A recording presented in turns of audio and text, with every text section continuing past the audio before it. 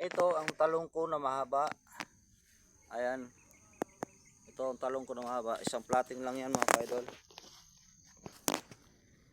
At ito naman ang talong ko na bilog. Yan.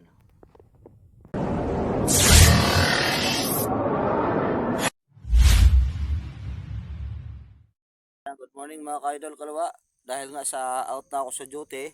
So ngayon naman, andito naman tayo sa garden. So ayan ang aking mga talong oh. Oh, lapad yan doon oh. Oh. Diba? So ngayon, tatanggalan ko sila ng mga dahon sa ilalim. Ayan oh, tulad nito oh. Oh. Yan. Tatanggalan natin ng mga dahon yan para yung vitamins hindi sasalain ng mga dahon na gulang na nasa ilalim. Dahil may mga bunga na siya mga kalwa. Oh. Napansin nyo may bunga na oh. Kaya kailangan tanggalin natin itong mga nasa ilalim na dahon. Yan. Oh, para lumutang yung bunga niya. Yan hanggang dun. Oh. So ito yung mga pahabol ko na tulad yon, namunga na siya. So ito magano pa lang, kung sa mga ano nagdudumalaga pa lang ito. Ayan o. Ayan, may mga dahon siya, may sanga siya sa ilalim. Ito papakita ko sa inyo mga kalwa. Ayan tulad ito. Ayan, yung mga sanga na yan, ayan ay tatanggalin natin.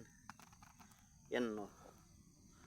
Para pag oras na mamunga, hindi siya sagabal. Ayan, sample tulad nito.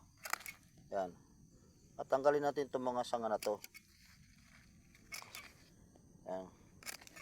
Oh. Ito, saka ko na yung balikan pag okay na. Yan ang tamang pag alaga ng mga talong. Oras na mamunga siya, malalaki. At hindi siya sagabal. Ayan o. Oh.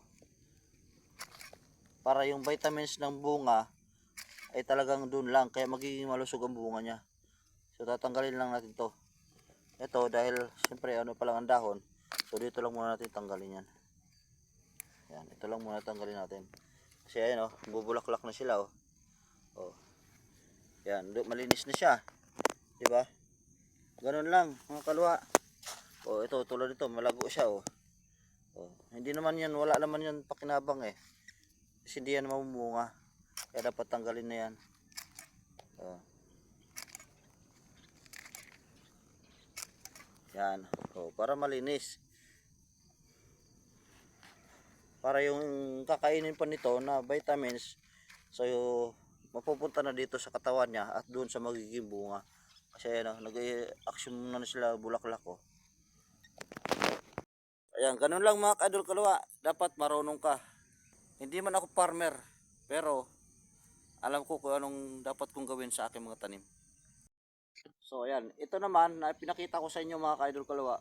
Ito ay about lang sa aking experience. Hindi ko ito natutunan sa iba, kundi ito ay aking pinag-aralan sa sarili kong pagtatanim. Kaya kung may natutunan kayo, dahil experience ko ito para sa aking sarili. Kaya kung may natutunan ka, pakishare na lang mga kaidol kalwa para naman may matutunan din ang iba. So yun lang. A few moments later. So ayan mga kaidol kalwa, nag-harvest nga pala muna ako dito sa mga unang bunga ng aking tanim.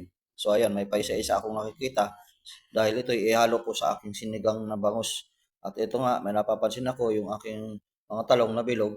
Ayan, may nakikita ko na may paisa-isang bunga. Kaya siyempre dahil nga sa kamahalin ng mga gulay at kailangan natin din ulam ng gulay, naghanap ako dito sa aking garden. At ito, may napitas din tayo mga kaidol, hindi tayo nabigo. At swerte tayo sa ating mga tanim dahil kahit papano, makakalibre tayo sa araw-araw natin na pagluluto na gusto natin mag-ulam ng mga gulay. So yun, iba talaga kapag mayroon tayong tinanim sa ating garden. So dito ako ngayon mga kalwa sa aking mini garden. At i-flex ko lang sa inyo yung aking sitawan. Sa ngayon wala pang kasi nung maraming bunga. Pero may nakita na akong bunga mga kalwa. Kaya alam ko na magkakaroon talaga ng bunga ito. Inaantay ko na lang na malago yung bulaklak niya. So, dito ngayon sa sitawan ko.